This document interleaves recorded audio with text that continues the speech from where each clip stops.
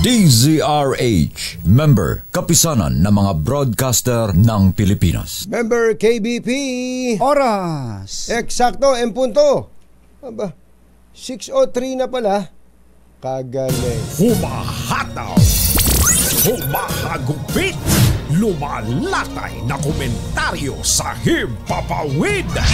2 por 2. Walang takot sa paghimay sa masalimuot na isyu ng bayan.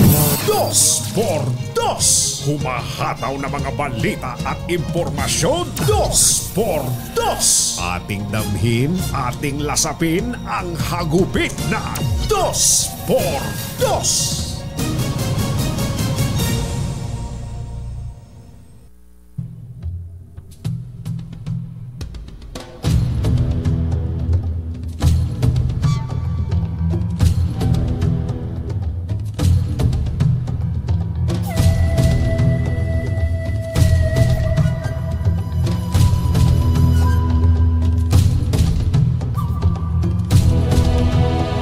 Nabulaga si dating Negros Oriental Representative Arnie Teves nang ito ay arestuhin habang nagpepetiks-petiks sa paglalaro ng golf sa Top Golf Driving Range and Bar sa Dili, Timor-Leste. Dili man Diyan sa Quezon City. Dili, Timor-Leste. Maigit 100 taon mula nang umalis sa Pilipinas matapos masangkot sa pagpatay kay Negros Oriental Governor Ruel Digamo. Ayon po sa Department of Justice, ang pagkakadakip kay Teves kahapon ng hapon ay resulta ng pagtutulungan ng Interpol, International Police, National Central Bureau at East Timorese Police. Iginiit ni Justice Secretary Boying Rimulya na ang pagkakaaresto kay Teves ay patunay ng kapangyarihan ng international cooperation at isa itong malinaw daw na mensahe na walang terorista ang makakataka sa hustisya kung ang mga bansa ay maninindigan para pangalagaan ang kaligtasan at seguridad ng kanilang mamamayan. Nasa custody na ng Timor-Leste Police si Teves habang pinoproseso ang kanyang extradition. Ang dating kongresista ay idineklara ng Anti-Terrorism Council bilang terorista at naharap sa maraming kaso ng pagpatay, kabilang ang kay Governor Digamo at 9 na iba pa noong Marso ng nakaraang taon. Isyu ng bayan, katotohanan. 2 por 2. Magtago ka na, 2 por 2. Si Jerry at si Anthony narito na, 2 por 2. Hahataw ng todo, urado ka, 2 por 2. Ang katotohanan, dala nila, 2 por 2. Walang sinasamba pali, maniwala ka, 2 por 2. Hahataw ng gusto, tol, umasa ka, 2 por 2.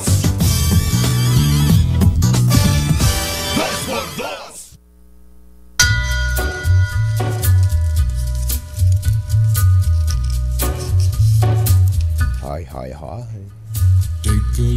Maganda morning.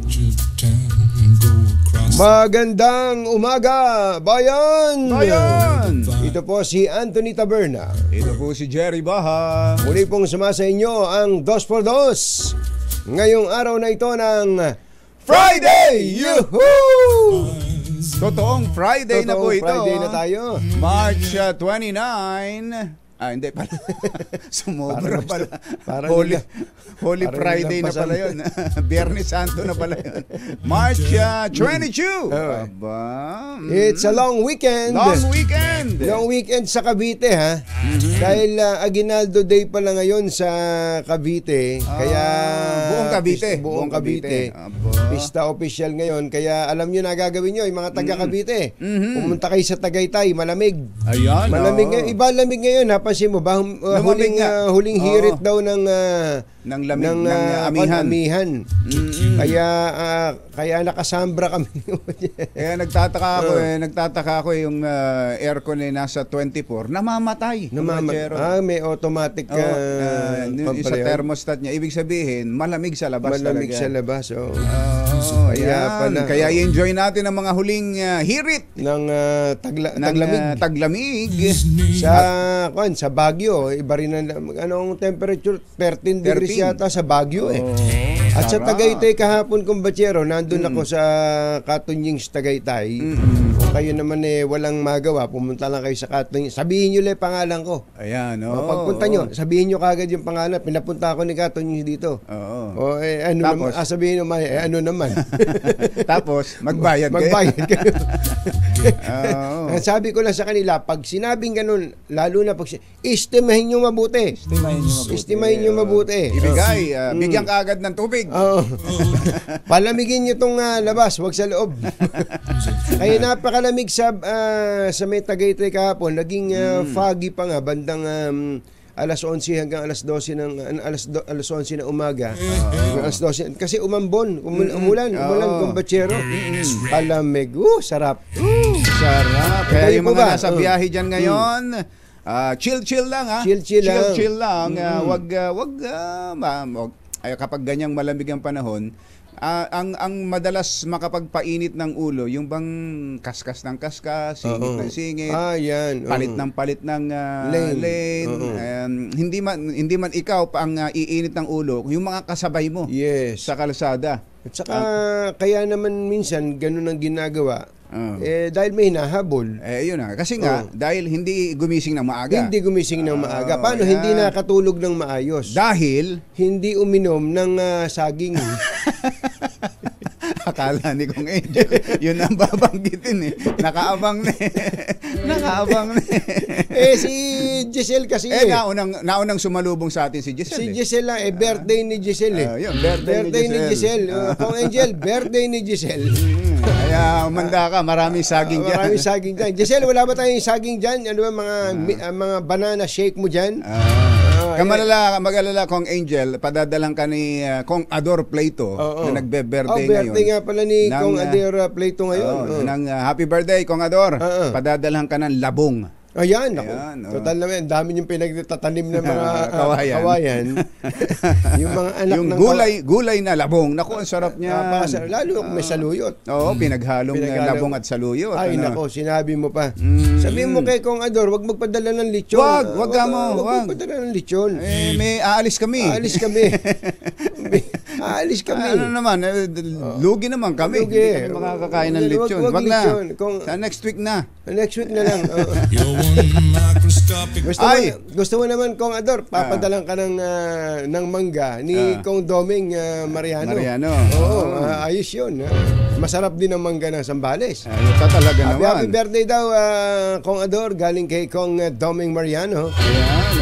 Nabanggit natin yung mga nasa mga lansangan na ulitin natin na chill lang. Pati yung napanood mo ba, kumbatsero, yung video ng nakamotor na may video ba tayo nun? Joel? Galit dun sa yung L300 FB na puti.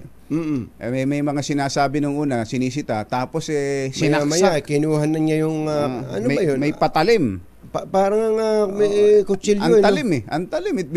Isang tarak niya lang na gano'n sumingaw yung gulong. Gumano na kagad kaya lang nabidyohan. Kita para kang si Congressman Teves ngayon na huli ka, Balbon! Nabidyohan, nadali. Actually, na-surpresa tayo ngayong umaga doon sa balitang yon dahil maaga tayo natutulog. Kagabi wala naman sa balitaan itong pagkakahuli kay former Congressman Arnulfo Teves. Yan kasi hapon na pala kasi nangyari, kumbatsero. Alas 4 ng hapon sa Dili. Ayan, East Timor. Habang nag-go-golf. Tingnan mo nga naman. Pag-golf. Sabi siguro ni Congressman Teves walang makagagalaw sa akin dito. May nagsabi na sa akin dito. Walang makakagalaw sa akin. Ayun, nadali. Nadali. Hindi pala pwede. Kaya itong Kabiteño, na si Secretary Boying Rimulya nagsabi ng ganito. Bago mag-holiday yan. Bago mag-holiday. Ang sabi niya ganito. Today's apprehension of Teves. Ang pagkakahuli, ang tinutukoy pong today kahapon. Kahapon po yan. Ang pagkakahuli kay Teves kahapon. Pero yung today po niya, pang kahapon. Kahapon niya po kasi sinabi ito. Is ay a testament ay patunay to the power sa kapangyarihan of international cooperation ng pang-international na pagtutulungan. Kain agad. Almusal. It sends a clear message. Ito'y nagbibigay ng malinaw na mensahe that nawala terrorists walang terorista can evade justice na makatatakas sa batas. And that nations stand united in safeguarding the safety and security of their citizens. At ang mga bansay nagkakaisa sa pagtataguyod ng kaligtasan ng kanilang mga mamamayan. Ang tanong nga natin dyan, Kumbachero, alam ba ng pamahalaan ng Timor-Leste na nandoon si Alam, si Kumbachero, alam. Teves. alam. Kaya nga, medyo matagal din ito Di ba nagkita pa ang Pangulo? Sayang naman yung dalang pera ni kung sa bagay din. Kung sa bagay din. Bayong yun. Kailangan ubusin muna. Baka paubos na. Paubos na. Yung na. nagbibigay ng protection sa kanya doon, baka lumiit na yung naibibigay.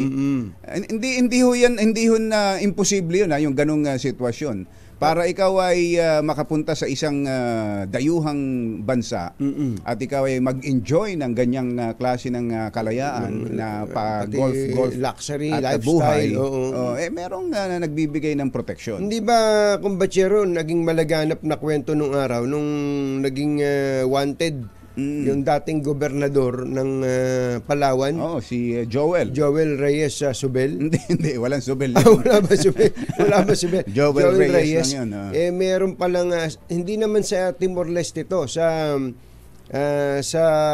Cambodia. Cambodia. Meron Ganun din yun. Ganun. Yung bang sisingilin yung fugitive ng napakalaking halaga at babantayan sila. Talagang wala kang aalalahanin. Para siguro halimbawa sa isang isla o sa isang beach resort, sa isang private resort, sa isang lugar. Don't worry, sabi nung be happy. Ayun, doon ang nangyari. Pagpaubos na yung pambayad mo. Yung una daw, mga nagbabantay daw, mga officers pa talagang mga makikisig may rango. Nung medyo umuunti na yung bayad, naging patrolman na lang. nung bandang huli, katumbas na ng barangay tanod sa atin. Nung uling-huli na, ang magchuchuchu na sa kanya, yung nagbabantay. Yun na nga mismo. Ganun talaga Talagang, yan talaga yung, ang sinasabi nga yung the long arm of the law. The long arm of the law can always be right there. Ano ba kasabihan niya? Wala naman ganun. Jerry Pa at Anthony Taberna sa 2x2 sa DZRH. Wala naman ganun wala Yun ang naisip.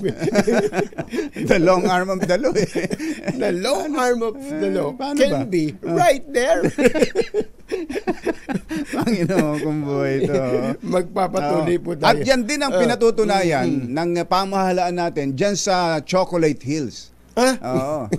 Ganon din. May long arm of the law din ba dyan? Alam mo kung anong sino nagpatunay ng long arm of the law dyan? Sino? Si Secretary Benhur Abalos mismo.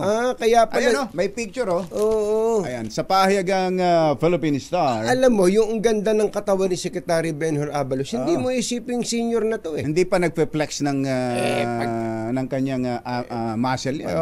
Pagka ginaya pa niya si Yuel. Ayan naglalakad walang hawak yan, ha? Wala. Tumatalon sa gilid ng swimming sa pool. pagitan ng swimming pool na walang hawak. Walang hawak. Kasi kung may hawak yan, lalakaalsa yung kanya bicep. Yung bicep. Pero natural lang bicep ni Secretary. Si Secretary Benhur Abalos ay andyan para alamin ang pananagutan. Ang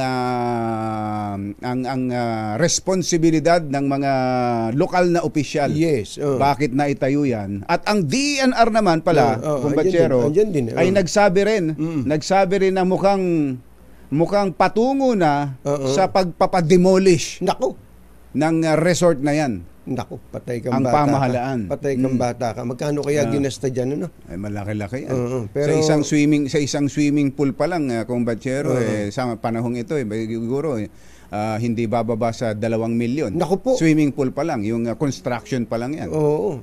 Yung tubig pa nun. Yun ang matindi ron. Ako saan pa nila kinuha Hindi, yung ginawang deep well na yun, another million yun. Malaki. Tinan mo, yun lang dinadaanan ni Secretary Benhur Abalos na yun. Ang maganda Maganda naman talaga Magandang pagkakagawa. Kaya lang po, kahit gaano pa kamahal ang ginasta dyan, versus yung damage po naman ito, katulad no, ano yung sabi, may expiration pala yung Geopark declaration na yan ng UNESCO. Oo, meron. May expiration pala yan at ma-expiren o hindi na ma-renew kapag may mga... Pag hindi mo na pangalagaan yung kanilang dineklarang ano na yan. Yung kumbatsero, immeasurable ang damage nun. Immeasurable ang damage. So kaya, kung manghihinayang man tayo sa ginasta nila, mas dapat tayo manghinayang dun sa perwisyong nalikha nito. Hindi lang po dahil sa simpleng kapabayaan o oversight. Malinaw na malinaw. Malinaw na malinaw. Mas malinaw pa sa Hinebra ito. Na sa GIN. Na talagang meron pong pumayag dito. Pumayag. At yun nga iniimbestigahan ngayon ng Ombudsman. Pumayag ba na dahil mabait lang yung opisyal na nandoon? O merong katiwalian na naganap May padulas na nangyari yan. Mahirap hindi na wag na mawala sa isip mo yung ganun laging ganun ang papasok sa isipan natin na kaya na itayo yan. May corruption. Isip-isip mo, yun yung ordinaryong pagawain na wala sa tabi ng chocolate hills. Katakot-takot ang hinihinging mga requirements para lang maitayo ang isang structure. At pag naitayo na habang ginagawa, takot-takot na porsyentuhan ang nalalagas sa proyekto. Lalo na to, special yung lugar. Hindi natin sinasabing naglagay sila para maitayo yan. Hindi. Kasi baka sila kinutungan Pwede meron kasing hindi naman, ayaw mo naman maglagay pero kinukutungan ka. Totoo yan. Nangyayari. May mga ganun. Kaya talagang dito ang higit na dapat kinutungan man siya o nagkusa siya, ang matinding dagok dyan, ang matinding tamahan yan ay sa mga taga-gobyerno. Ang higit ang pananagutan dyan, tama kumbatsero, ay ang taga-gobyerno. Masamang tao lang ang takot sa dalawang to. Kaya kung maitim ang balak, magtago ka na. Anthony Taberna, Jerry Baja. 2 por 2. 2 por 2. Binabati pala natin ang mga taga dyan sa malapit sa GSIS, yung mga, lalo na yung mga motorista natin dyan na nasa Jokno Bridge. Nako, alam nyo itong Jokno Bridge, malapit lang po yan sa may GSIS at Diwata Pares. Sino yung Diwata Pares? Kainan ba yan? Kainan. Okay. Akala ko bridge din yun Ayun. Malapit Diwata lang doon. Pares. Sikat na kainan pala yan, yung Diwata Pares sa Pasay, sa Jokno Bridge. Puntahan po nyo. Dahil nandun po si Sherwin Alfaro. Kumakain doon? Kumakain na ang aga-aga pa. Kumakain. Meron pong stickering promo ang DZRH. Baka malagyan kayo ng sticker at hindi lang sticker. Pagka may hawak na pera si Sherwin, mainit ang ulo sa pera niyan. Ipamimigay yan. Ipamimigyan. Abangan po ninyo ha, yung mga kababayan natin, lalo na yung mga taxi driver, grab driver, angkas driver, Ayan. joyride rider. So andyan ang Jokno, nasa Jokno Bridge. Si Sherwin Alparo, malapit sa GSIS. At pinaka-importante, yung kanyang kinakainan, Ang Diwata Pares. Oras po natin, Achi, Mr. Jelom Tang, Lakyam Japdihun, 6:22 ng umaga, ACS Balita. Susunod na! This time check is brought to you by ACS Manufacturing Corporation, ISO certified, maker of world-class quality Pride detergent. Totohanan, balita ang maaasahan. ACS Balita. Walang makakaligtas, walang makakalampas. Saan magsulok ng kapuluan, Luzon, Visayas hanggang Kamindalawan. Basta't may balita, ipagwagwagan ng sikat na tagapagbalita. ACS Balita. Kasama ang 2x2 tandem Anthony Taberna at Jerry Baha. ACS Balita. Ang programang ito ay hatid sa inyo ng ACS Manufacturing Corporation, ISO certified, maker of world-class quality Pride detergent. Araw ngayon ng Biyernes, 22 ng Marso 2024. Sa ulo ng ating ACS Balita, BBM naglabas ng mahigit 1 bilyong pisong electricity fund, modernization ng electrical system ng mga public schools. Mas mataas na grocery discount para sa mga seniors at PWDs simula na sa Lunes. Pangulong Bongbong Marcos may sakit pa rin, hindi makakadalo sa anniversary ng Philippine Army sa Tarlac. NEDA Secretary Arsenio Balisacan at mga staff 2 oras na natrap sa elevator. Pertussis outbreak idiniklara ng Quezon City. At paaralan sa Cavite, binulabog ng bomb threat mula sa nagpakilalang miyembro ng teroristang Hamas. Magandang umaga, Luzon, Visayas at Mindanao. Good morning, Philippines.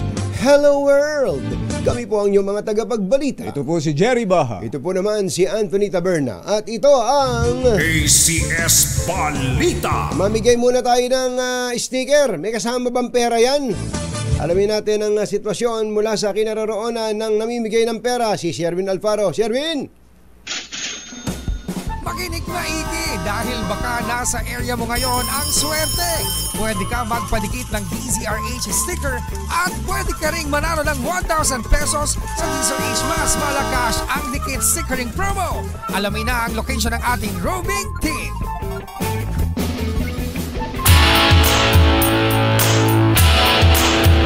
May nadikitan ka na ba? Sherwin, go, go, go! Go, go, go! Actually, Jerry, pagka-anunsyo nyo, may dumating ka agad na 2 sasakyan. Eto, private sasakyan, dala-dala, isang Toyota Vios. Dala-dala ni Kuya, pangalan mo? Rudy Palima. Rudy rin Si Rudy. Kay Angelo. Rudy rin tong dumating sa inyo. Rudy, saan galing? Galing ako ng airport, sir. Dumiretso ako rito dahil narinig ko na nandito kayo. Kaya dumiretso ako rito. Ayos. Ang bilis! Naman. Dahil anong paboritong programa pag umaga? Siyempre, yung 2x2. Paborito ko si Anthony Taberna at saka si Jerry Baha. Oh, dahil nakikinig siya. paborito mo ang 2x2. Alam na. Eto, meron kang 1,000 Yeah! pesos! Nice. Thank you. Tapos meron ka pang grocery at DZRH t-shirt. Ayan ha. Gusto mong lalong gumawa ko. Lagi mo isusoto araw-araw. Ayan, no. Tignan mo nga naman. Ayan ha. Talo kang gagawa ko yan. Tapos eto, talo ka mamahalin ni Mrs. Dahil meron kang tindi. grocery. Ang sikat. Dahil sa DZRH. Thank you, thank you. Tinan mo nga naman, panggas na kagad yan ha. Napakabigat. Oo. Meron ng pang-gasolina. May panggasolina na, may pang... Panggasolina na to kasi malayo-layo pa pinanggalingan ko. Saan ba kayo galing? Yan sir, sa San Jose del Monte, tapos pumunta ako ng airport. Ayun. Hatid. Tama. Pandagdag nga sa panggasolina yan. Ayos. Salamat. Thank you. Rudy. Kuya Rudy, hindi lang si Kuya Rudy dahil may isa pang winner natin na nanalo din dahil sumunod dumating ito. Meron din isang grocery at t-shirt. Ano ito? Etong EMDC taxi. Yan ang kuya. EMDC taxi. Ayan. EMDC taxi pangalan mo? Corpus. Si June Corpus. Lagi na nakatutok sa Gisari. Oo, araw-araw yan. Mula kanina pa nakatutok. Kaya ang Angelo Palmol, kanina, magang-maga pa. Magang-maga kay Angelo, at sumunod ito, 2-4-2. Paborito mga announcer. Kay Anthony Taberna at saka si Jerry Baha. Anthony Taberna, Jerry Baha, meron kang grocery bag. Ang bigat. Thank you, boss. Anthony. Yes, sir. Salamat, Yes, sir. Thank you. Ingat sa biyahe, ha? Sa mga nais, Ingat sa pasada. ng 1,000 pesos, dumiretso lang sa susunod natin location, magpatikit ng Diesel 80 sticker, at baka kayo ng susunod nating winner sa Diesel 80 stickering promo. Aring number 6, Sherwin Bada Alfaro, tuloy-tuloy sa pagbabalita, tuloy-tuloy sa serbisyo, sama-sama tayo Pilipino. Thank you, Sherwin. ACS Balita. ACS Good News. Bukod sa dalawa nating motorista, meron ding good news para naman sa mga mag-aaral natin. Naglabas po ang Budget Department ng 1.29 billion pesos para sa modernisasyon ng electrical system ng public school sa bansa. Sakop ng SARO ng DBM ang Cordillera Administrative Region, Caraga, NCR at Regions 1 hanggang 12. Ayon kay Budget Secretary Amina Pangandaman, ang pondo ay gagamitin para sa kuryente ng mga paaralan alinsunod sa direktiba ng Pangulong Bongbong Marcos na gawing komportable ang pag-aaral ng mga estudyante. Bahagi ng pondong ibinigay sa DepEd ang gagamitin para sa solar power system ng mga paaralan. Uy! Maganda yan. Good news yan. May solar na. Di pwede na kayo mag-aircon. Ayun. Tingnan mo nga naman. Budget mula sa DBM. DBM. Iba talaga si Secretary Amina Pangandaman, ha? Secretary Amina. Laban tayo dyan. Bekyan naman. Alas 6:33 ang ating oras. Masantos siya kabuasanad sa kayo namin. Nagbangon kila. Ito pa ang good news para sa ating mga senior citizen at mga PWDs. Ipatutupad na ng DTI ang taas diskwento sa grocery ng senior citizens at persons with disability. Ito po isisimula na sa Lunes, Marso 25. Nilagdaan na ng ahensya kasama ang Agriculture at Energy Department at ang joint administrative order para sa 500 discount kada buwan. Mula sa kasalukuyang 65 pesos, magiging 125 pesos na ang lingguhang discount ng dalawang sektor o mga PWDs at senior citizen sa pagbili ng basic necessities at prime commodities. Maaring iutos sa mga kaanak ang pagbilian ng produkto at sakop din ng special discount ang online purchase ng seniors at PWDs. Ito po'y dahil sa pagsusulong yan ng mababang kapulungan ng Kongreso sa pangunguna ni House Speaker Martin Romualdez. Congratulations! Congratulations! Alas 6:34 na ng umaga, mayapayabak kay Kongan mga kabalen, gising na! Hindi po makadadalo ang Pangulong Bongbong Marcos sa 127 founding anniversary ng Hukbong Katihan Philippine Army na gaganapin ngayon sa Camp O'Donnell sa Capas, Tarlac. Sinabi ng Presidential Communications Office na pinagpapahinga pa ng doktor ang Pangulo at ang may bahay na si First Lady Liza Araneta Marcos bagamat mas mabuti na ang kanilang kondisyon ngayon. Halos 2 oras na na-trap sa elevator si NEDA Secretary Arsenio Balisacan kasama ang kanyang mga staff sa isang gusali sa Mandaluyong. Patungo sana si Balisacan sa signing ceremony ng Implementing Rules and Regulations o IRR ng Public-Private Partnership Code sa tanggapan ng NEDA sa ika-34 na palapag. Pero biglang nagkaaberya at huminto ang elevator sa 19th floor kung saan na-trap ang kalihim kasama ang 10 pang individual. Ayan yung picture mukhang hindi na ayos kaagad mukhang lumusot na lang sila. Naghanap na lang ng malalabasan. Sa kanyang FB post, makikitang nakalabas sila sa elevator sa pagdaan sa maliit na butas sa 19th floor. Grabe naman. Na yun. late sa event ang kalihim, pero sabi niya very memorable ang nangyari na inilarawan niyang the longest elevator ride of my life. Grabe. Pero mo 2 oras. Saka sekretary ng NEDA yan. Ano yun, sa building mismo nila ng NEDA? Anong building ba to, Yuel? Anong pangalan? Sa Mandaluyong daw eh. Anong pangalan ng building? Yung NEDA office ba yan? Sure? NEDA building ito? NEDA building. Pambira. Kawawa naman si secretary ano. Baka may masisante dyan, maintenance. Maintenance. Oo, sus Mariano kain doon. 6:36 ng umaga, na imbaga bigat kada kayo amin na po. Agreeing kayo, gising na. Idineklara ang outbreak ng whooping cough o pertussis sa Quezon City dahil sa tumataas na kaso ng sakit. Ayon kay Mayor Joy Belmonte, 23 kaso ng pertussis ang naitala sa syudad hanggang nitong Marso 20. 4 ng sanggol ang namatay dahil sa bacterial infection. Sabi naman ng QC Epidemiology and Surveillance Department, kadalasang biktima ng sakit sa lungsod ang mga sanggol na wala pang 6 na buwan ang edad. Sa Cavite, nabulabog ang Samuel Christian College sa General Trias City, Cavite sa isang bomb threat na umano'y nagmula sa isang miyembro ng Palestinian group na Hamas. Sa ulat ng General Trias City Police Station, nakatanggap ang paaralan ng email na nagmula sa nagpakilalang Adam Cohen na umano'y miyembro ng Hamas. Ayon kay School Administrator Jerickson Carandang Bautista, sinabi ng Hamas member na mayroong bomba na inilatag sa lahat ng distrito at malapit ng sumabog. Dahil dito agad na sinuspindihan ng paaralan ng klase at nakipag-ugnayan sa pulisya. Nakipag-ugnayan rin sila sa Explosives Ordnance and Disposal pati sa K9 Group ng Cavite Police at Bureau of Fire Protection. Sa ngayon ay wala pa ring tugon ang Cavite Police tungkol dito.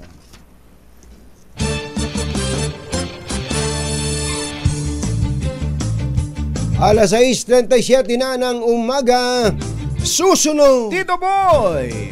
Ano kaya gagawin ng COMELEC pag idiniretso sa kanila ng House of Representatives ang ipinasang resolution of both houses, RB8 number 7? Magpe-plebisito na ba silang mag-isa? Yan at iba pa sa pagbabalik ng ACS Balita. 6:38 ng umaga. This time check. Kakalampas saan mang sulok ng kapuluan. ACS Balita! ACS Balita! Ang programang ito ay hatid sa inyo ng ACS Manufacturing Corporation, ISO Certified, maker ng world-class quality Pride detergent. Hi! Maganda morning! Ano ba ang araw today, kumbachero? Today is Laundry Day Friday. Yuhu! At pag Laundry Day Friday, all you need is Pride washing machine detergent. May triple stain away formula kaya tanggal ang makapit, matikit at malupit na dumit man siya, kaya easy ang labada. Kaya pala mula noon hanggang ngayon, all you need is Pride. All you need is Pride. ACS. Kasama ang 2x2 tandem Anthony Taberna at Jerry Baha. ACS Balita.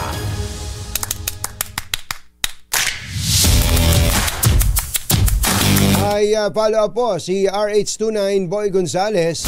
Katakot-takot na naman pala ang nawala ng tirahan dyan sa sunog. Sunog na naman, kumbachero. Hindi pasampu-sampu ang nasusunugan. Daan-daan, kumbachero. Ang mga nawawala ng tahanan. Tulad dyan sa Happy Land sa Tondo, 600 pamilya daw po ang nawala ng bahay. Sus Mariano Kinder. 29 Boy Gonzales, Coming Boy! Actually, Jerry, humigit kumulang sa 600 pamilya ang nawala ng tahanan matapos ang halos 7 oras na sunog sa Happy Land na Tondo, Manila. Hindi ba basta 200 bahay ang natutok ng sunog na nagsimula alas 10:30 kagabi sa isang 2 palapag na temporary housing building sa Aroma Street at mabilis na kumalat sa mga katabing bahay. Sa loob lamang ng 1 oras iniakat na agad sa ikalamang alarma ang sunog bago na-deklarang under control bandang alas 12:44 ng hating gabi. Nagkagulo naman sa gitna ng pagresponde ng mga bumbero at volunteer matapos hampasin ng isang residente humingi ng tulong ang kanilang truck ng isa sa mga pa-rescue volunteer unit. wala namang naitalang casualty o namatay, pero may 2 bumbero ang sugatan na minor injury. Alas 5:28 kaninang umaga, idineklara ng fire out ng Bureau of Fire Protection. Tinatayang aabot sa mahigit sa 6 na milyong pisong halaga ng pisala ng sunog at patuloy nang inimbestigahan ng mga otoridad ang sanhi ng insidente. Isang PWD naman na isang senior citizen na si Ricky Vargas ang halos walang nailigtas na gamit matapos ang naturang sunog. Para sa kauna-una sa Pilipinas DZRH, ito si Boy Gonzales, tuloy-tuloy sa pagbabalita, tuloy-tuloy serbisyo, sama sa tayo Pilipino.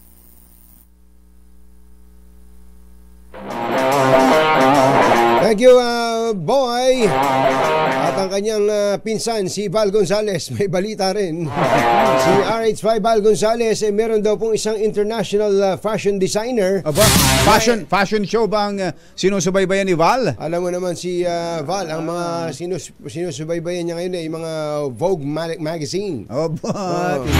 Ang basa nga ni Konjan. Fashionista pala itong si Val. Kita mo naman, balbas pa lang. Ang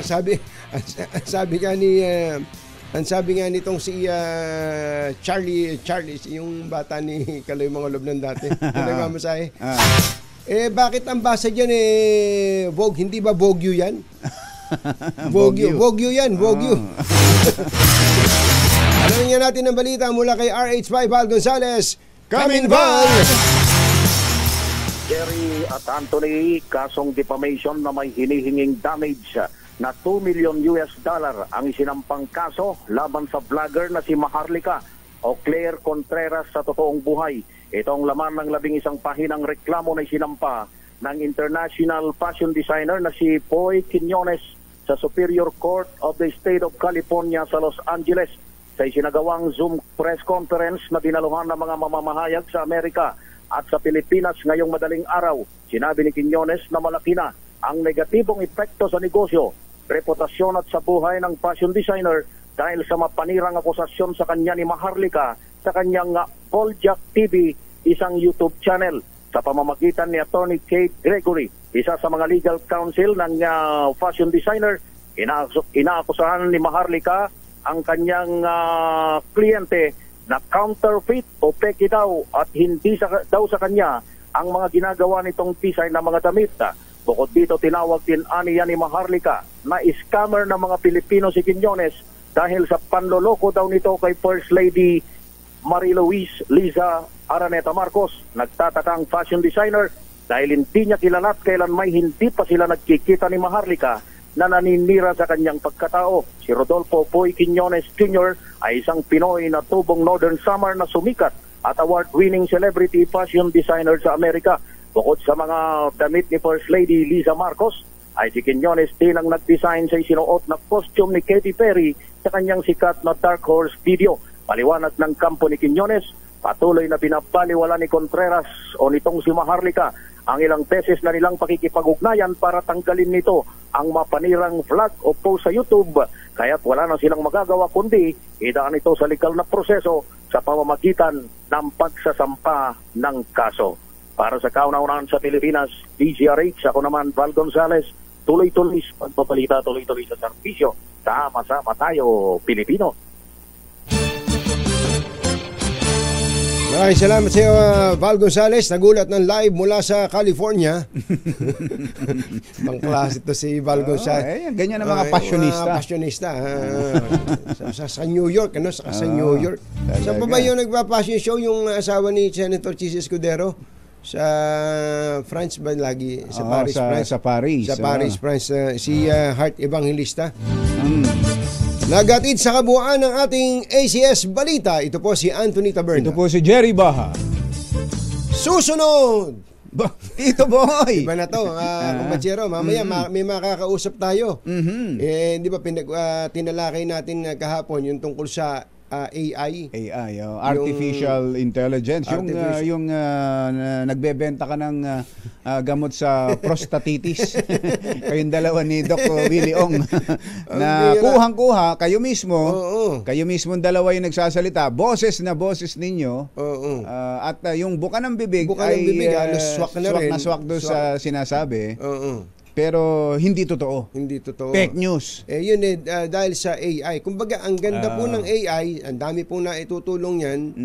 Subalit, kung gagamitin sa kawalangyaan, talagang marami ang mapeperwisyo. Hindi ba sabi natin, ano ginagawa ng gobyerno dyan? Ginagawa ng gobyerno? Mukhang meron pong pagkilos ngayon, ang House of Representatives, may makakausap tayo. Isang batang-batang kongresista. Siyempre, ang mga nag-uusap sa AI, mga bata yan. Bata. Tayo din yan. Abangan po niya mga kababayan. Mga may edad dyan, medyo mamaya na kayo sumingit. O kaya sa Lunes na kayo, dadagdag na discount. Sa Lunes yung discount, kami na bahala. Saka yung mga beha-beha ninyo, tago niyo na muna. Oras po natin, Engineer Tony Nanggel. 12 minutes bago ang alas 7 ng umaga. Kong Mike Katan, ikaw na ang susunod. Sandali po lamang. Balitang makatotohanan, balitang maaasahan. ACS Balita. Ang programang ito ay hatid sa inyo ng ACS Manufacturing Corporation, ISO certified, maker ng world-class quality pride detergent. Kot sa dalawang to, kaya kung maitim ang balak, magtago ka na. Anthony Taberna, Jerry Baja, 2x2. 2x2.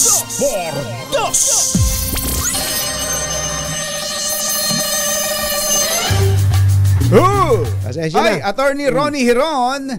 Sabi ni Attorney, basat AI ba usapan? Kasali ako dyan. Yung mga bata-bata ang kausapin natin yan. Saka yung mga abogado dapat ay dito updated, kumbachero. Ang Pangulong Bongbong Marcos po, gaya ng nabanggit namin sa inyo, ay naglabas po ng statement. Sinabi niya na inevitable, kumbachero. Kailangan talagang mag-adapt natin dito sa AI. Kaya lang, kaya napukaw uli ang aming atensyon ni kumbachero sa AI. Dito po sa nangyari ito, panoorin niyo po ito, mga kababayan. Narito po. Pakinggan po ninyo. Narito po. Panoorin po ninyo. At narito na po. Ito na po. Promise po.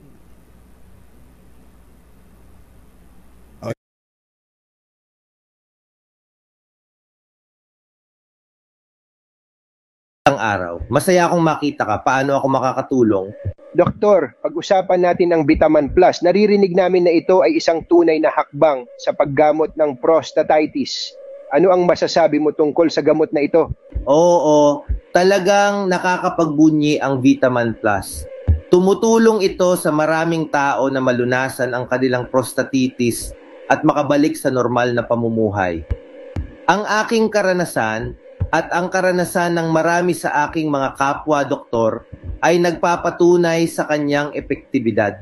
Ito ay tunog na nakakapag-udyok. Mayroon bang espesyal na mga kaso kung saan itong gamot ay lalo pang epektibo? Lahat ng mga pasyente ay magkaiba. Ngunit nakita ko kung paanong tumutulong ang Vitaman Plus sa mga tao na may iba. Bata ko pa. Oo. Hindi po ba? Ganyan po kalaki. Ulitin lang natin. Yun po ay hindi po totoong yan ang conversation dyan. Ginamit lang po ng mga scammers. Ito pong interview namin kay Dr. Willie Ong. Nilagyan nila ng ibang content. Yung mga sinasabi, ibang audio, pero pareho po ng boses. Dinig na dinig nyo. Si tunying na tunying po yun. At yung buka ng bibig. Buka ng bibig. Kaya talagang kung ikaw ay makikita mo, mapapaniwala ka. Ganyan po kadelikado. Nakakatakot po talaga. Ang tanong, ano ba ginagawa dyan ng gobyerno? Kausapin natin si Congressman Mike Tan ng 4th District ng Quezon. Congressman, magandang morning. Magandang morning, Kong. Good morning po. Apo, si Katunying po ito, saka si Jerry, Congressman.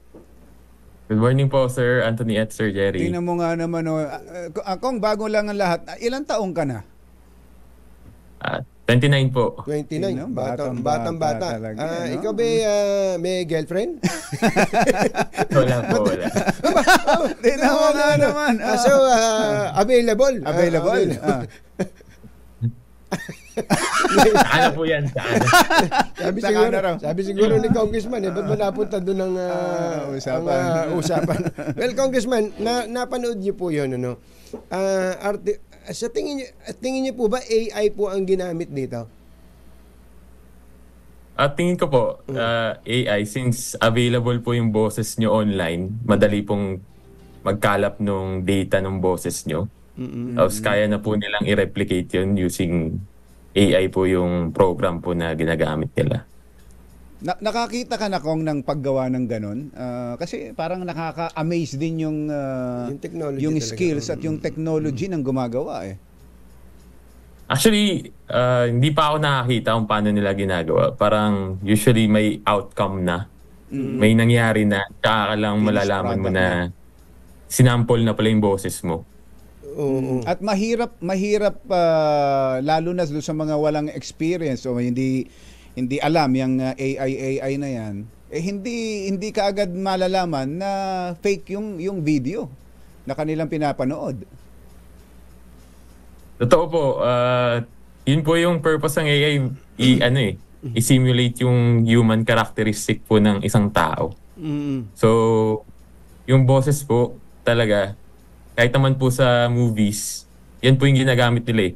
Mga CGI, AI po yun para kung maiwasan yung stunts, kung hindi po kaya, yung boses po minsan ginagaya na rin talaga. Oo. Pala, ano? Yung buka ng bibig kong kuhang-kuhan eh. Oo. Paano nila napabukang bibig ni Kumbatsero ng gano'n?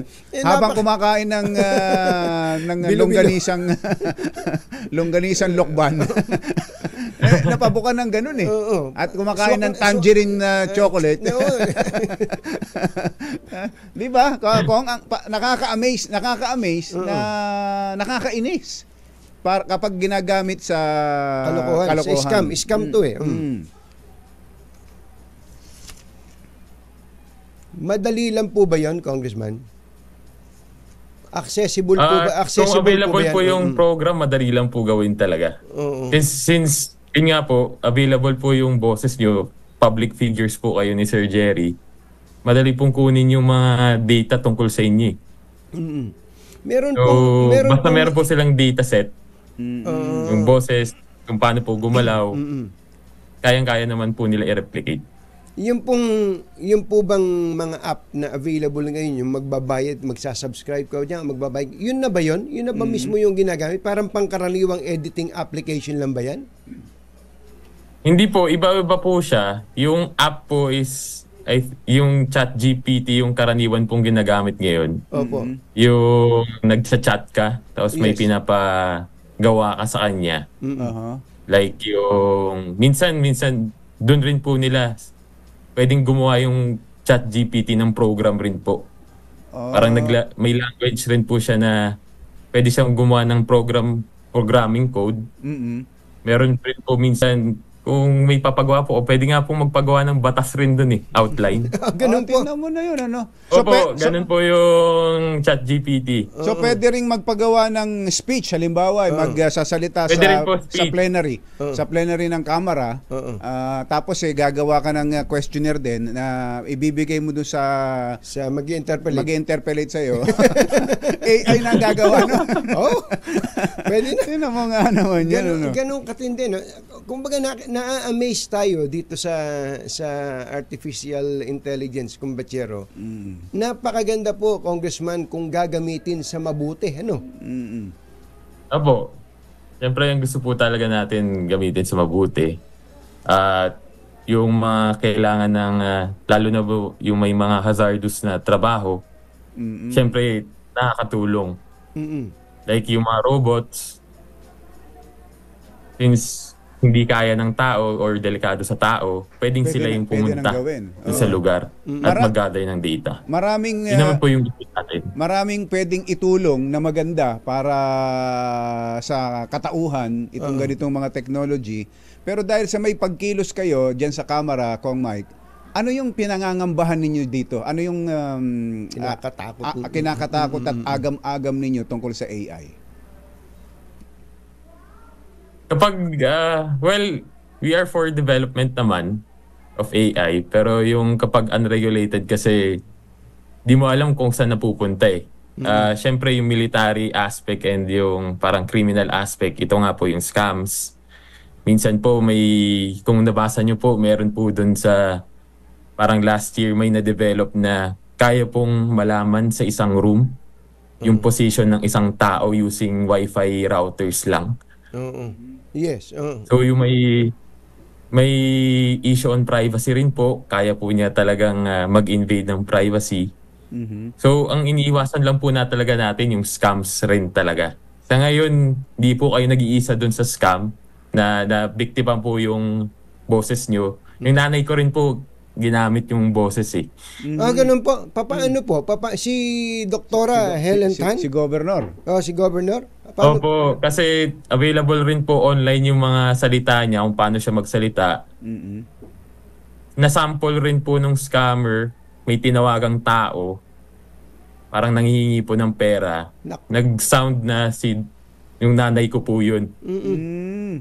So at least yung tinawagan naman po, nag-verify rin po sa aking nanay kung siya nga ba yun. So yun po yung takot talaga ng AI rin po talaga. Isipin mo, magamit po sa criminal tumawag po sa isang tao, hindi lang pangalan kumbatsero ang ginamit. Boses ng nanay ninyo ang ginamit. Apo, yun po yung ginamit. Nakakatakot pati yun. Pati pala si Governor Helen Taninagan. Ang alam ko si RD Ronel Tan, may nagpapakilalang si RD Ronel Tan at nanghihingi ng kung ano-ano, ng pera. Kaya lang, kung daw husky daw yung hindi daw po parehas, hindi parehas. Huli siya, napete siya. Medyo matigas daw yung parang Ilocano ba? Ilocano AI. Ilocanong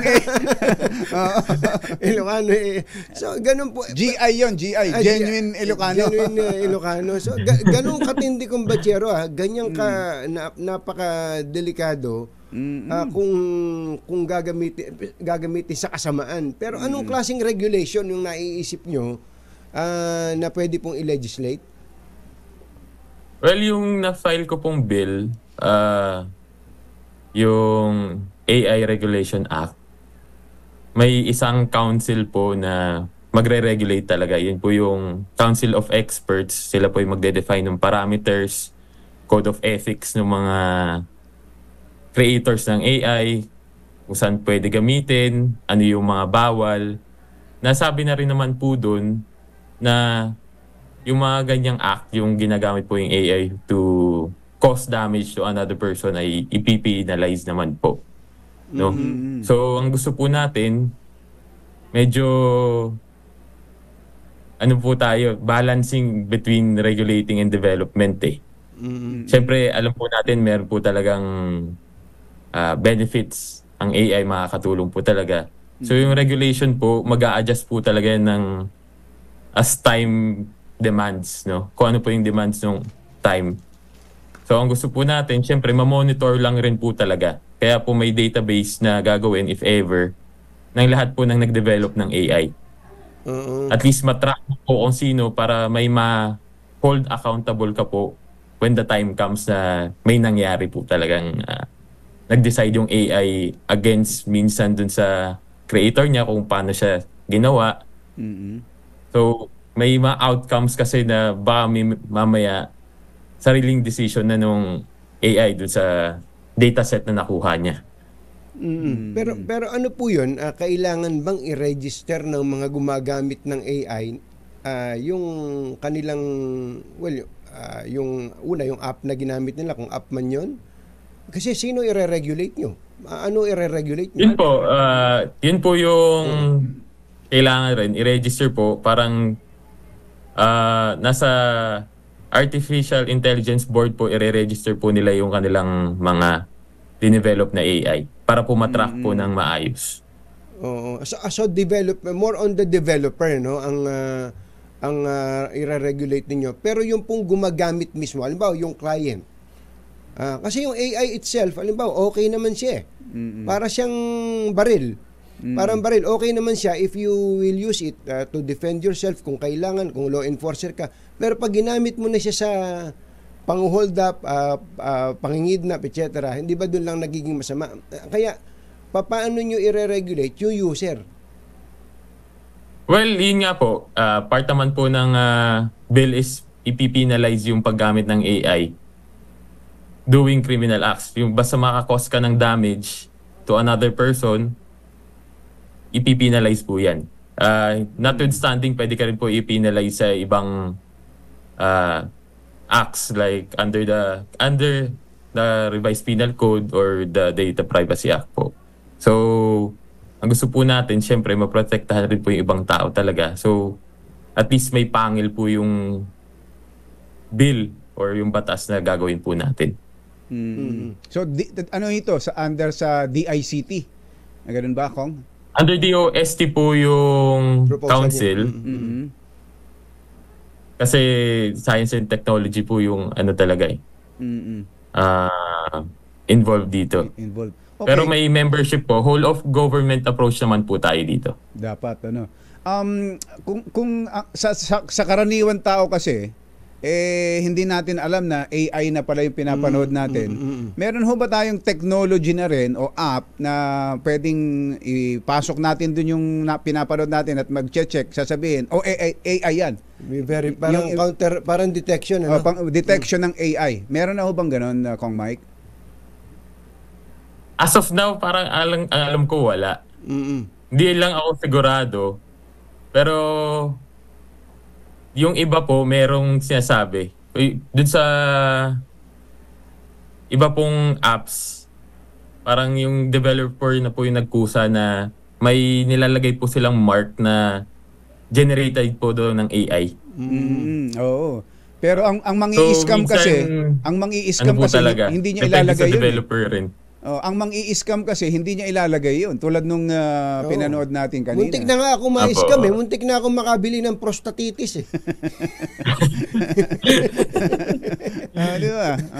Ako mismo. So dapat talaga merong gano'n na pang-detect ng AI. Parang maging requirement niya. Actually, kung bachero, ito, scam yung pinag-uusapan natin. Sa eskwelahan, malaking problema din ng teacher yan Alam ba, yung teacher magbigay ng assignment sa estudyante, isang article, tamad yung estudyante, magbigay lang siya ng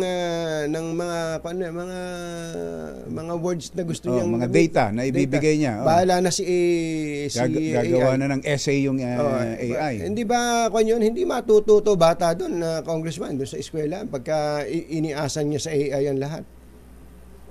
Opo, yun nga po, may issues rin on copyright. Oo. Na tututo po mag-plagiarize yung bata. Kasi basically yung sa ChatGPT nga po, yun po yung karaniwang ginagamit dito. Para mag-input ka lang ng sentence kung anong gusto mong gawin o anong essay papagawa mo. Kukuha na po siya ng iba't ibang information sa iba't ibang sources Yun po yung ginagawa niya. So, nalalaman po nung teacher na plagiarize yung gawa kasi ganun nga po. Ginuha lang sa iba't iba Yung pang-check po ng plagiarism, meron rin po online. Nakikita po yun. So, may tool naman po yung mga teachers para makita rin kung ginawa ba ng bata yan ng sarili niya na nag-research siya o kinuha lang sa iba't ibang sources. Sa teacher dahil kilala na niya mga estudyante, pag nag-submit ng gano'n, hindi ikaw ang gumawa nito. Gaganunin ka agad yan Ikaw, makagagawa nito. Sabihin sa'yo ng teacher. So talagang medyo complex itong usapan na to, Congressman. Ang focus ba ng bill ninyo para sa lahat? Sa eskwelahan, sa employment, sa investment, iba-iba to Para sa lahat po basically, comprehensive po siya. Actually, dalawang bill po yung final ko. One for regulation, one for development naman po. Hiniwalay ko po kasi, yun nga po, kapag iisa lang po yung body na magre-regulate at magde-develop, baka may conflict of interest na mangyari. So, ang terms po talaga ay general. Parang general po siya, makikita kapag babasahin mo. Para lang po hindi malimitahan yung ating council kung ano po yung pwedeng gawin.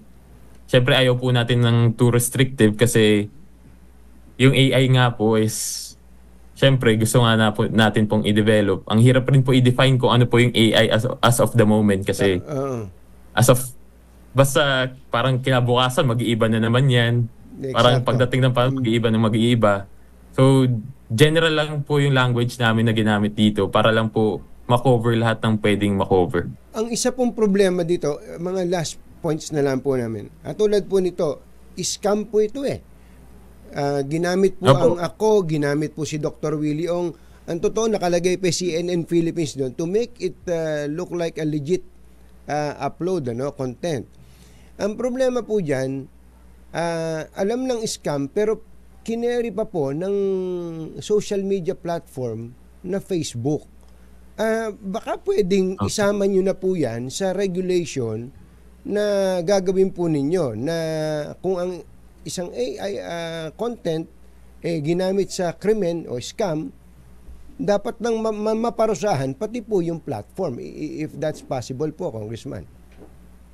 Well, yung penal clause naman po namin, basta anyone who willingly aids rin o basta parang tumutulong ka sa pag-spread ng ganong klaseng misinformation or scam using na gumamit ng AI, liable ka pa rin po eh. Oo, yun. At least kasama pala yun. So, pwedeng managot si Facebook dyan? Pwede po kung yun po ang makakapasang batas. Pwedeng, po. Kung makakapasang, ano na po yung status ng batas, ng proposal? Nag-hearing na ba kayo? Nag-hearing po kami. Bale,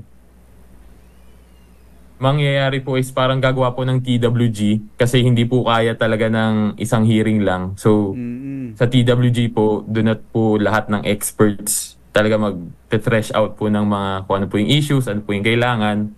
So, hopefully baka po maayos po baka namin. mag-AI yung TWG nyo. Baka gumamit ng AI sa paggawa ng mga recommendation.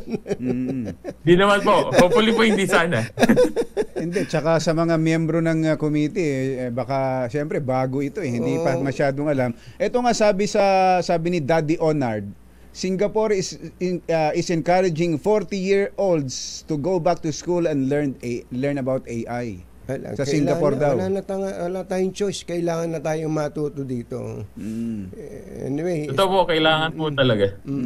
Well, yung bill naman po, kasama naman po yung educating yung workforce natin o yung mga tao natin na kung paano po yung mga development, ano po yung mga kailangan malaman regarding AI naman po.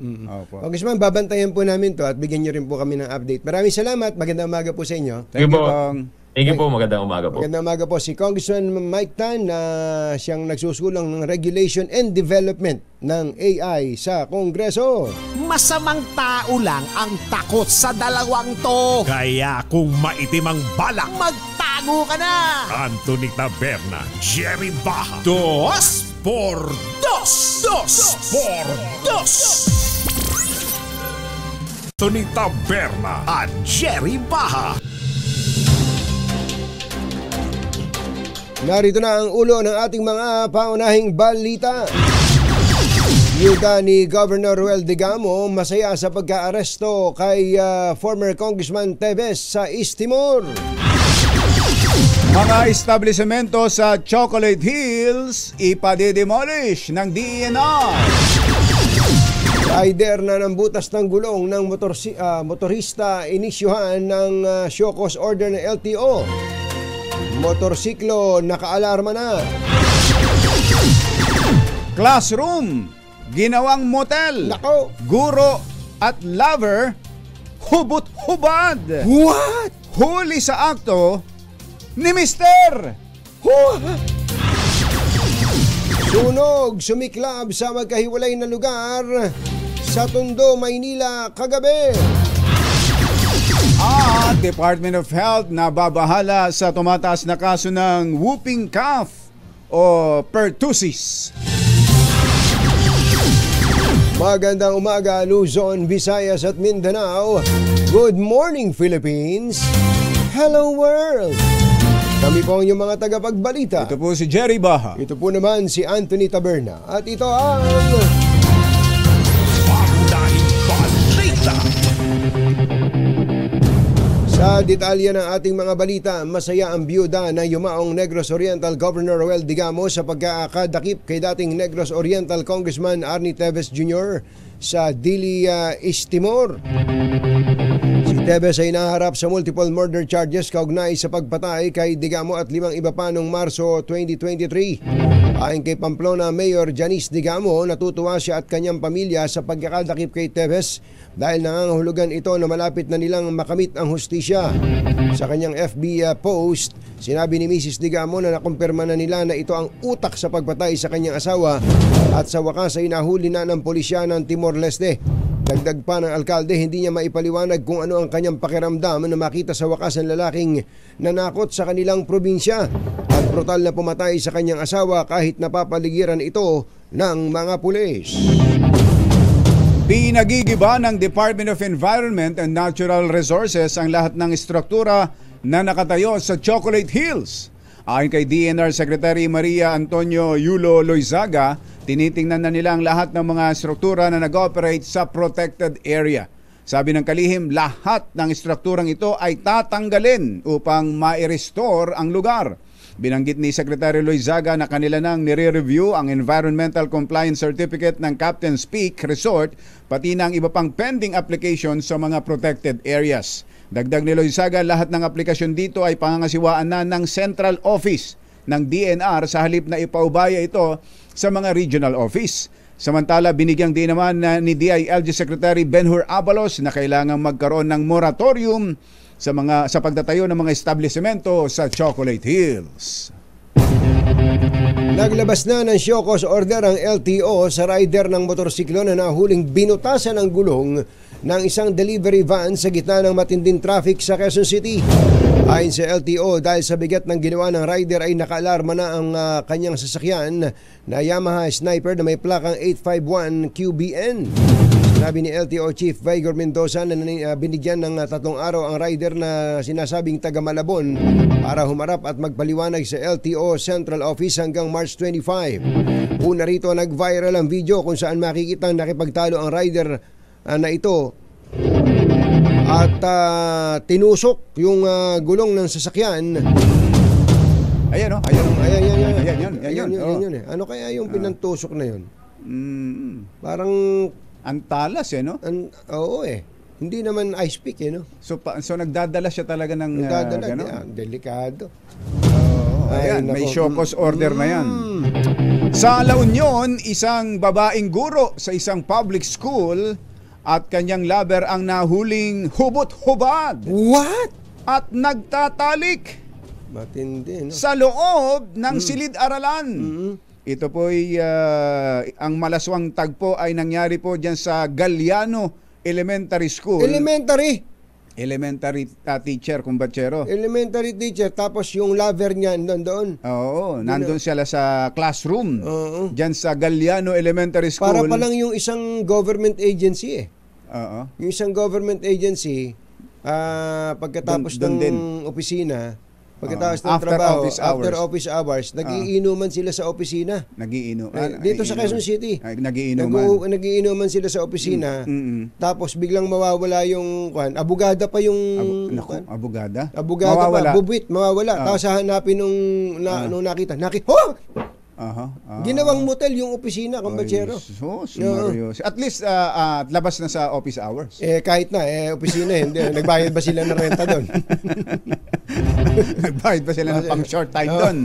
Yan ho'y sa Galliano Elementary School sa Aringay, La Union. Alam nyo kung sino nakahuli? Sino? Mismong ang mister.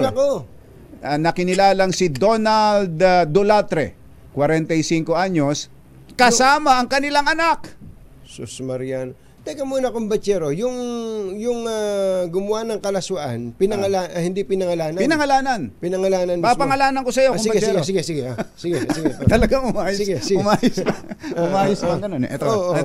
Mismong ang mister, na si Donald Dolatre, 45 anyos, kasama ang kanilang anak.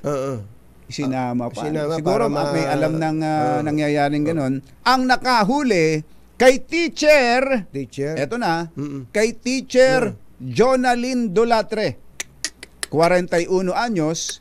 At ang lover nito na si Chester Gabin. Si Chester? Si Chester. Si Chester na naman? Si Chester na naman, kumbachero. 40 anyos. Habang, eto na, hubot-hubad. At magkapatong. Naku po! Sa isang plastic bench. Bago ba ito, Mother? Kailan ba bago bang video ito? Kinuha namin yung video. Kasi mayroon ng kumalat na ganitong video rin. Teacher din? Teacher din. Agad na nagbihis ang jowa. Magkaulayaw. Magkalaguyo. Ang magkalaguyo. At nagtungo sa barangay para ireklamo ang misis. Mother, parang nalito ko doon.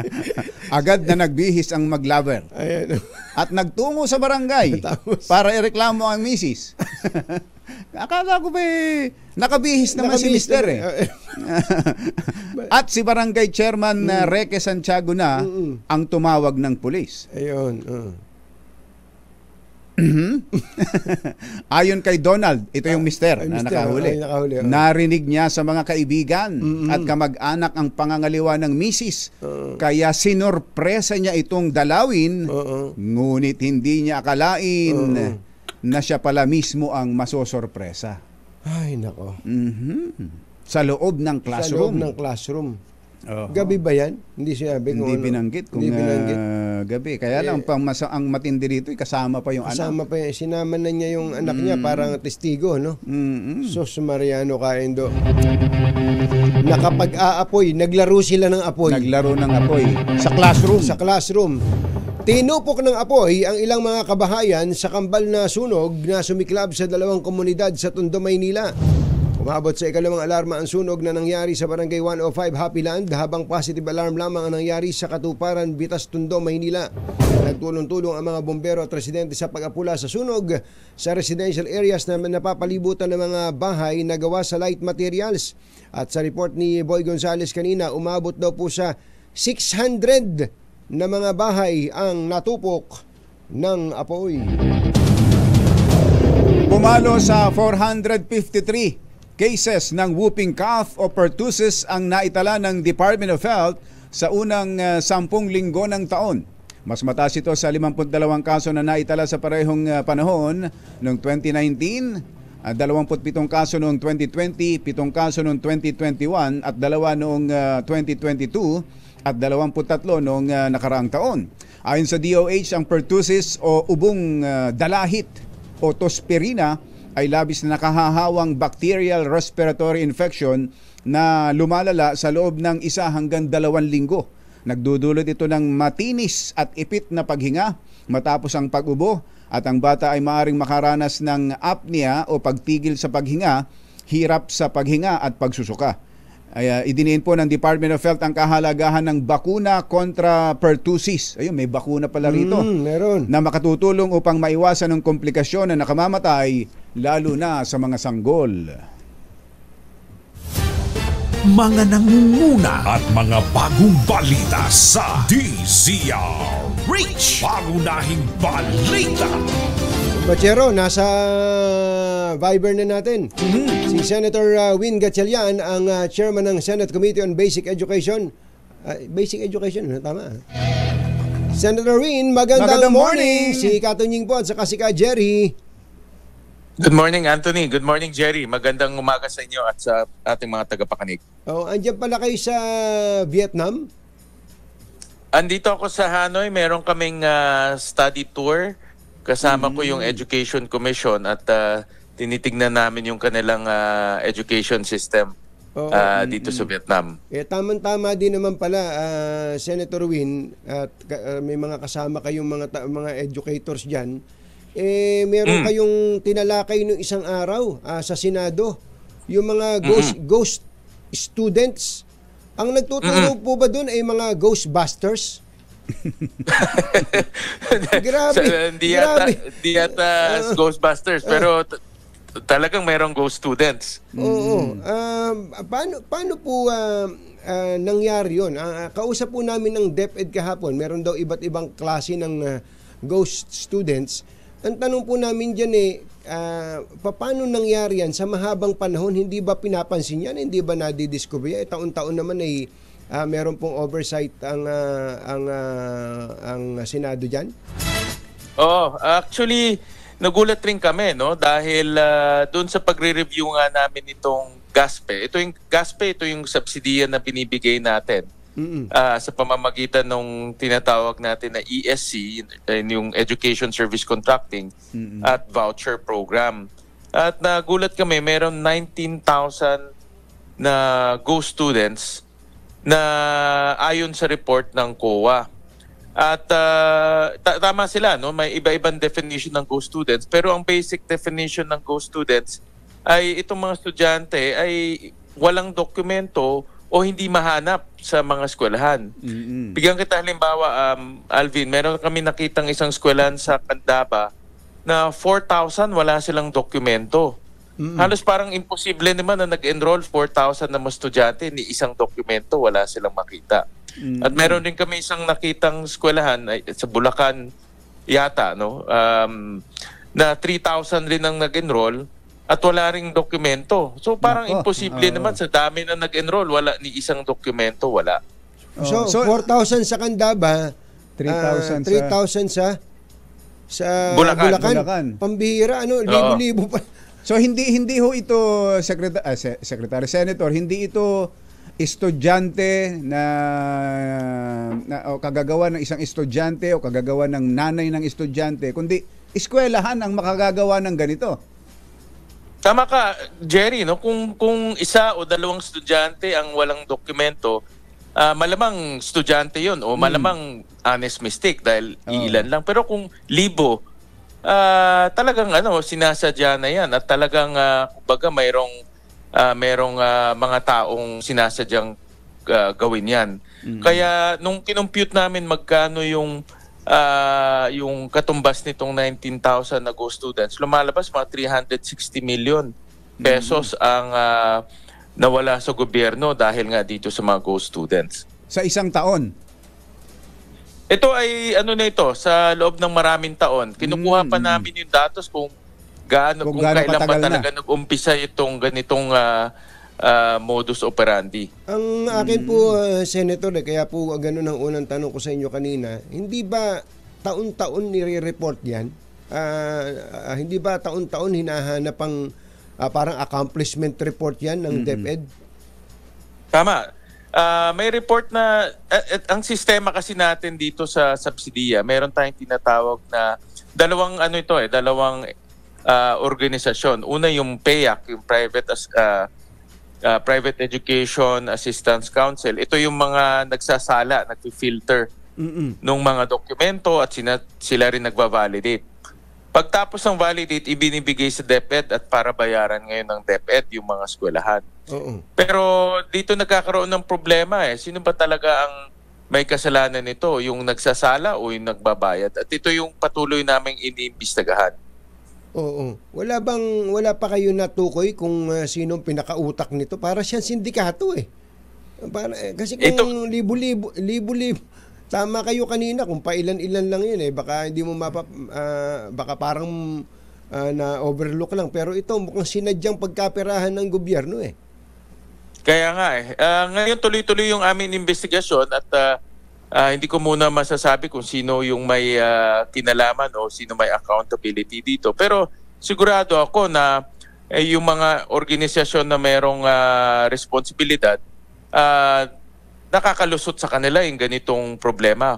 O sa kabilang banda, pinapalusot nila yung ganitong mga pangyayari. Kaya patuloy yung aming investigasyon, patuloy yung pagkuha namin ng datos para maanalisa namin mabuti at panagutin yung mga dapat panagutin. Saka yung binanggit nyo, last na lang Senator Win, yung ang binibigyan ang sinasagot ng gobyerno ay mga non-poor ang nakikinabang doon sa ano ba, parang sa programa, yung mga may kakayanan naman, may pera naman, maayos naman ang buhay. Nakakagulat nga yun kasi yung subsidiya ay ang punto ng subsidiya ay tulungan natin yung mga mahirap nating kababayan dahil kinukuha sa lahat sa atin yan sa buwis na binabayad natin. At yung binabayad natin buwis, ginagamit yan sa pagtutulong sa mga mahirap. Pero natuklasan namin na ang dami pa ng mga tawag natin non-poor, no, na hindi mahirap na nakakakuha nitong subsidiya. At kung susuma natin itong non-poor, lumalabas sa voucher program lang lumalabas na 7 billion pesos ang binibigay natin sa mga non-poor. Kaya hindi naman tama to na binibigay natin dun sa mga may kakayanan na at binibigay natin to sa mga taong kaya na nila magbayad, nagiging diskwento na lang sa kanila itong voucher. Ay nako. Hindi ba malaki ang inilalaan ninyo diyan taon-taon? Malaki, napakalaki. 40 billion ang budget natin para dito sa ESC at sa voucher program. Ang laki pala, ano? Malaki. Kaya nga nagulat nga kami na merong ganyang non-poor. Kung susumahin natin lahat, kasi dalawang programa yan, yung ESC at voucher, lumalabas sa almost 14 billion ang napupunta sa mga non-poor. So ang ibig sabihin nito, yung buwis na binabayad natin pumupunta sa mga taong kaya naman magbayad. Ang nangyayari na lang, parang dinidiskwento na lang yung tuition fee. Ang bihira, ano. Last na lang, Senator, ang lagi po namin tinatanong kapag may Senate investigation, Senate hearing na gaya nito, in aid of legislation, ano yung nakikita yung offhand sa initial mga hearing nyo? Ano gagawin nyo rito? Ano ang direksyon ng committee ninyo para po masawata po ito? Napakagandang tanong yan, Anthony. Dalawang bagay yung nakikita ko. Una-una, bawasan natin yung budget. Dahil kung ang budget labis-labis at napupunta lang sa mga taong hindi namang kailangan tulungan, bawasan natin ng 14 billion yung budget. Pangalawa, yung programa, yung GASPE, dapat iklaro natin doon at lalong pahigpitin na dapat ibigay lang to sa mga karapat-dapat, yung tinatawag natin poor but deserving students. Yan naman talaga ang direksyon nito. Pag babasahin mo yung batas, yan talaga yung direksyon. At lalong higpitan namin yung batas na ibigay lang natin to sa mga nangangailangan. Yun ang importante. May nangyayari sa Senate hearing. Salamat po, Senator Win Gatchalian. Senator Win, thank you. Salamat, Anthony, Jerry. Maraming salamat. Thank you. Pangunahing balita. Dahil sa kagagawa ng ilan, kumbatsero, baka madamay pa yung programa. So ngayon, ang ganda ng programa. Napakaganda, kumbatsero. Ngayon may slash yung budget, yan ang direksyon niya. Bawasan ng budget ng magkano 14 billion ang nakikita ibabawas. Ay nako, lahat talaga ng magagandang programa kapag nakita ng mga enterprising na mga magagaling sa pera, ng mga tulisan, yung naalala mo kung ba't ikaw ang nagsasabi nito lagi, yung fertilizer scan. Napakaganda po ng fertilizer program. Tulong sa mga magsasaka. Noong araw pa, ano ginawa nilang scam. At ang inabunuhan, ang pinataba ay ang bulsa nila. Anak ng bakang dalaga. Kailan kaya matatapos ito? Meron pa bang katapusan ito? Pastor! Humanda ka, Pastor! Stop! 7:44 ng umaga, sandali po lamang. Ay! Baka kailangan nyo nang magpalit ng bubong ng bahay. Ito ang best time para magpalit ng bubong. Mainit ang panahon. Buti na lang, may bubong na maaasahan. Gawa sa state-of-the-art technology. May aluminum na. May pintura pa. Now available na rin sa pre-painted tiles pan. Para sa eleganteng bubong na matibay na, makulay pa. Mag-Cherry Loom pre-painted ka na. General Nick Bartolome, Kuyang Els Bartolome, General Reuben Theodore Sindak, mga general magandang morning. Nanonood sa atin. Si General Rodolfo Diaz, General. Attorney Dudley Rios. Naaawa ba kayo kay Colonel Sipilio? Ay, Sipilio. Sevilla. Ranulfo Sevilla. Rani Sevilla. Pero mukhang hindi masyadong marami ang sympathizers ni General, ni Colonel. Pag ganong sitwasyon talaga, andun sa babae ang simpatya. Lalo na yung nalaman ng iba na ibinabahay niya sa kampo yung chiching niya. Oo, at may may mga mamahaling motor daw eh. Si Colonel, si Colonel. Si Colonel, yun, napatay tayo dyan. Tanong kay Senator Bato. Senator Bato rider yan. Ako sa bagay. Kesa magmotor-motor kayo, ba't di nyo subukan tong all-new Cherry Tiggo 5X Pro Hybrid? Ang pinakabagong hybrid vehicle na makakasama mo sa pang-araw-araw na biyahe ng barkada o pamilya.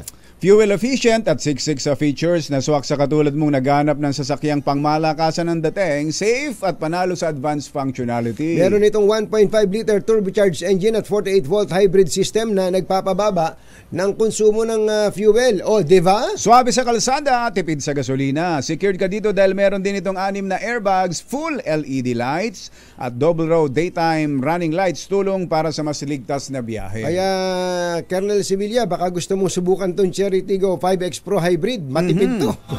Bumisita na sa pinakamalapit na Cherry Auto dealership o kaya naman i-check out ang kanilang website, cherryauto.ph. Wala si Chairman Altenco madaling araw pa nagpunta na dun sa San Manuel, Tarlac. Oo, para dun sa kanilang yung multipurpose building, kumbachero, na dinodonate ng PAGCOR. Sabi ni Chairman, 100 million ang total dyan. Ang isa dyan ay sa San Manuel, yung isa naman sa Victoria, Tarlac. Itinayo daw po yung mga gusali para sa evacuation facilities. Pero pag walang kalamidad, sabi ni Chairman Tenco, pwedeng ang gamitin sa ibang mga activities gaya ng livelihood at revenue generating projects. Mabuhay ka. Kaya naman masayang-masaya kung batsero sina San Manuel Mayor Doña Crescencia Tesoro. Si Mayor Doña tayo. At si 2nd District Board Member Armes Sembrano. Para sa mga gusaling ibinigay na ito ng PAGCOR. Ayun, Tito Albert Nagales, Tita Helen, maganda morning. Jerry Baja at Anthony Taberna sa 2x2 sa DZRH. This time check is brought to you by ACS. Ayun, Kuya Mel Magno, magandang morning. Kumusta ba dyan sa Naiya ngayon? Balita ko ay excited din kayo. Bagamat may mga kinakabahan daw dyan na baka hindi ma-absorb kumbachero ng bagong consortium. Yung magpapalakad sa airport. Pagka magaling ka, hindi ka dapat kabahan. Talaga? Pagka magaling ka, sigurado i-absorb ka. Pero kung ikaw petiks lang, yung bang lumilipas yung araw na hindi mo na mamalayan, wala ka naman kasing contribution sa mundong ito. Asahan mo na. Medyo operang ka na ng ito na package. Ayoko na makita muli ang pagmumukha mo. Pag sinabihan kang ganun, ibig sabihin may problema ka. Pero kung magaling ka na hindi pwedeng mabuhay ang airport nang wala ka, huwag kang kakabahan, pare ko. Sino kaya itong feeling sikat na actress na tumanggi raw makasama sa dressing room ang isang magaling at veteranang actress? Totoo ba ito? Totoo ba ito? Ayaw na magkasabay sila sa dressing dahil room. Dahil ba sa luma na yung actress na yun feeling, totoo ba ito? Alamin nga natin ang latest mula sa ating showbiz legend, Morley Alinio. Magandang morning, Morley! Yes! Magandang morning, Luzon, Visayas at Mindanao, Jerry at Katunying. Ako mismo ay hindi makapaniwala, pero ikinuwento nga sa atin ng isang kaibigan na nando doon sa shooting ng nasabing pelikula. Well, nakakaloka at super mega nakakabaliw. attitude daw talaga, itong baguhang actress na nakagagawa na ngayon ng pangalan. Well, ang kwento ay ganito. Dapat sana daw ay magkasama sa isang dressing room. Itong si baguhang actress na nakagawa na nga ng pangalan ngayon sa showbiz world at itong si veteranang actress. Kaya lang dahil attitude, feeling niya sikat siya, feeling niya siya ang bida talaga, wala siyang pakialam sa makasama niya. Ayun, hiniling niya sa producer na kung maaari daw ay ayaw niya makasama sa dressing room ang naturang magaling na actress. Uy, nakakaawa naman sa pagkukwento ng ating source. Naawa naman talaga ako dito sa veteranang actress dahil mabait naman talaga ito. At ang ginawa na lang daw nito ay doon na lang siya sa kanyang sasakyan nagpapahinga at pati pagme-makeup. Well, hindi ako makapaniwala sa sitwasyon na ito, sa kwento na ito. Pero sabi nga natin, marami na talagang kwento na itong actress na ito ay may attitude talaga dahil ang mga nakasama niya ay madalas ay siya ang mismong nirereklamo. Yan, teka muna, ang naturang actress na attitude, may attitude, ayan ay ang pangalan niya parang laktaw-laktaw, ganon, parang mga, ano ba masasabi? Basta, siya yon. At yung actress naman ay nahirapan ka din namang magbigay ng clue, no? Oo, kasi kapag binigyan ko ng clue, parang kuhang-kuha, no? Oh, baka tama ba yan o mali? Parang blanco ang utak ko, eh. Parang blanco ang utak ko kung sino siya, Ay, yung veterana, sino yung veterana? Yung veteranang actress, naku, kilalang kilala to. Mahusay na artista ito. Ang kanyang. Galing siya sa paano ko ba sasabihin ito? Basta ang naturang actress ay ginawaran. Ayan ginawaran ng maraming award at pinakamataas na award. Pinakamataas na award, no? Yan ang ating DZRH Showbiz Status News. Ito po ang inyong RH47. Marley Alinio, tuloy-tuloy sa pagbabalita, tuloy-tuloy sa serbisyo, sama-sama tayo Pilipino. Babu! Babu! Babu! Okay, this one's for Gabby. Grabe pala, nakita mo itong banner ng Manila Times, Kambachero? Naku, NFA sold 12 billion rice sons bidding. Ibig sabihin, nagbenta ng mahigit 2 bilyong pisong halaga ng bigas nang walang bidding. Sa mga traders din daw, sabi to ng isang grupo ng mga farmers. Kaya tama yung binanggit natin nung nakaraang Kambachero, tip of the iceberg. Kakapiranggut pa lang pala yun. So ito po since 2019, kaya ongoing po yung investigation. Tama yung sinabi ni Administrator Biocor. Sa panahon niya, nasa 200,000 sako lang ng bigas ang binenta nila. Dahil sa mga nakaraan, ginagawa na yan at milyong sako ng bigas ang ibinebenta. Mabigat, Kambachero. Dapat talaga ay may managot dito na hindi lang yung mga sinususpinde. Kung pwede may makukulong Dapat. Yung bang may makukulong, yung makita nila na crime does not pay. Kapag kasi sa Netflix din to, if you can get away with murder, uulit-ulitin mo. Sabi nga ni Senator Raffy Tulfo, magiging recidivist ka. Talaga. Ayos, paulit-ulit. Magiging paulit-ulit. Ay nako, nanang ko po. Si Ma'am Shelo Villaluna ay may paalala sa publiko. May mga kumakalat daw kasi sa social media na free flight promo deals ngayong Lenten season para sa PAL. Wala raw hong ganyang klase ng promo ang Philippine Airlines. Kaya mag-ingat kayo, baka kayo'y madali. Ingat! Bye! Happy weekend! Woo! Damdaming bayan! Susunod na!